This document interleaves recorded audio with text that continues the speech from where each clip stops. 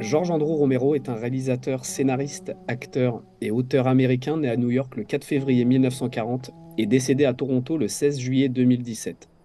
Passionné de cinéma depuis son plus jeune âge, il se fait remarquer à 14 ans où il est confronté à la police suite à une histoire de mannequin en feu jeté d'une fenêtre pendant un tournage.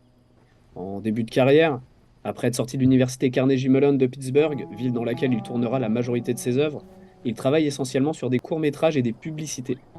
Sa carrière décolle en 1968, puisqu'après avoir fondé avec des amis la société Image 10 Productions et récolté un peu plus de 100 000 dollars, il se lance dans la production du projet qui marquera sa carrière ainsi que le cinéma d'horreur à tout jamais, La Nuit des Morts Vivants, sur lequel on reviendra plus tard.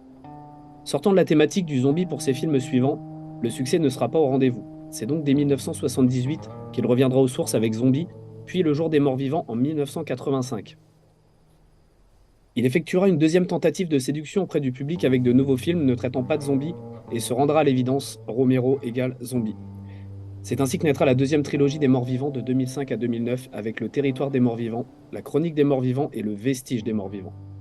Revenons à La Nuit des morts vivants, film emblématique de George Romero dans lequel un groupe de survivants se retrouve enfermé dans une maison afin de se protéger de hordes de morts vivants assoiffés de sang.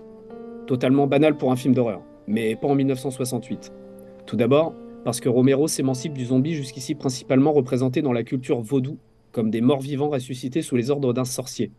Ici, ces créatures réinventées par Romero se déplacent lentement en groupe, sont cannibales et contagieuses, et ne peuvent mourir une bonne fois pour toutes qu'en détruisant la tête ou en les brûlant. Romero misera sur une atmosphère lourde et une escalade de l'horreur visuelle et psychologique, jonglant avec des scènes gore et choquantes, proposant alors un spectacle encore inédit au sein d'un enfer clair-obscur. Le manque de moyens du film en fera sa plus grande force.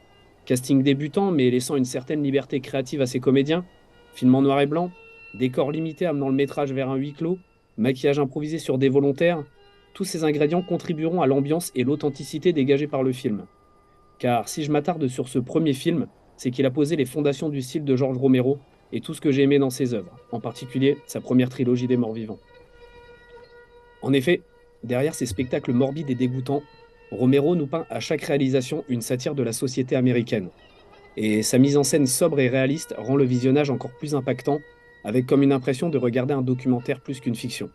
Chaque personnage, chaque décor, chaque situation nous ramène à quelque chose de réaliste, et nous permet une qualité d'immersion incomparable.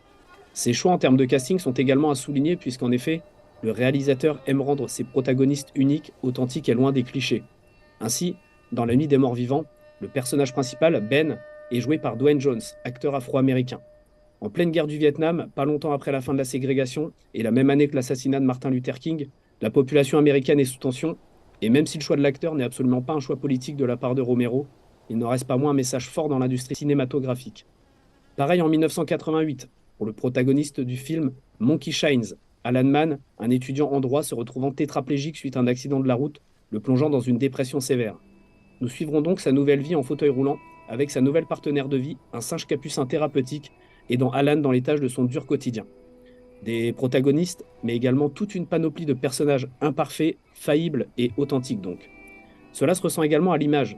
C'est poisseux, c'est terre-à-terre, c'est explicite.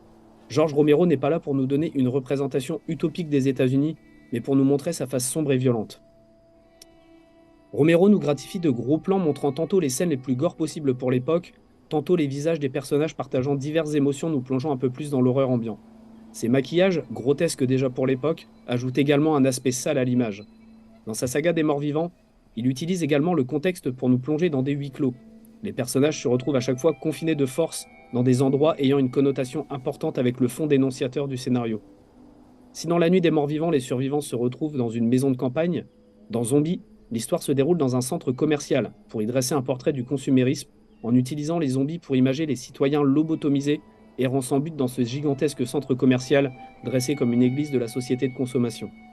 Dans Le Jour des morts vivants, des scientifiques cherchant à trouver une solution à l'épidémie sont confrontés dans une base militaire à des soldats s'imposant avec violence pour appliquer leur propre méthode, c'est-à-dire éradiquer les zombies. Le conflit au sein de cette base austère et sans issue rendra les choses beaucoup plus oppressantes et posera un décor parfait pour aborder des thèmes comme l'appauvrissement de la population ou la guerre froide. Au-delà de ces 6 films de sa saga des morts vivants, Romero a également été à la réalisation d'œuvres injustement mal aimées et méconnues, comme le précédemment cité Monkey Shines, mais aussi Knight Riders, nous emmenant avec une bande de bikers décidant de restaurer le code de l'honneur de la chevalerie et s'adonnant à des joutes médiévales à moto. Martin, un film dans lequel un ado viole, tue et le boit le sang des femmes et nous questionne sur sa nature en laissant planer le doute entre vampire ou simple tueur fou. Ou encore Creepshow, film compilant plusieurs sketchs hommages aux comics de son enfance qu'il réalisera avec son ami bien connu, Stephen King. Pourtant décédé en 2017, George Andrew Romero continue de nous gratifier de son talent et de son cinéma unique avec des œuvres posthumes. Tout d'abord, The Amusement Park, un moyen-métrage retrouvé en 2021 et tourné en 1973 à la demande d'une association religieuse voulant pointer du doigt le sort réservé au traitement des seniors dans la société. On y retrouve un vieil homme prêt à vivre une descente aux enfers au sein d'un parc d'attractions, avec des aspects et des métaphores qui ne sont pas sans rappeler son travail sur la saga des morts vivants. Et enfin, peu de temps avant sa mort, Romero nous a légué son dernier témoignage de cette société qui a fait de lui un pessimiste vouant sa vie à dénoncer la société américaine à travers le 7e art et à dépeindre une inévitable apocalypse en marche. En effet, il a eu le temps d'écrire sa dernière œuvre qui viendra mettre un point final à cette saga, Twilight of the Dead, dans laquelle nous suivrons les derniers survivants sur Terre. Les ayants droit de Romero ayant trouvé un accord avec une société de production pour finir l'écriture du scénario via 3 scénaristes ayant amorcé le travail avec lui et pour le produire. Bien entendu, si la majorité d'entre nous connaissons des œuvres telles que The Walking Dead, Resident Evil, Shaun of the Dead et bien d'autres encore, c'est avant tout en grande partie grâce à Romero, qui a réinventé, modernisé et fait du zombie une des plus grandes figures du cinéma d'horreur. J'aime le travail de Romero pour son côté pessimiste et authentique, un travail d'audace, de prise de risque, de conviction et de courage, de par sa qualité de travail en dépit des contraintes financières, de par son talent à nous plonger au cœur de la sombre nature humaine, de par des choix artistiques discutables mais assumés, de par ses œuvres vieillissantes techniquement mais intemporelles dans leur message, de par sa façon à briser les tabous avec de la violence visuelle, ou encore de par tout l'héritage culturel qu'il en a découlé. Tout comme ses œuvres, je vous présente aujourd'hui quelque chose d'imparfait mais authentique et rempli de passion. Merci.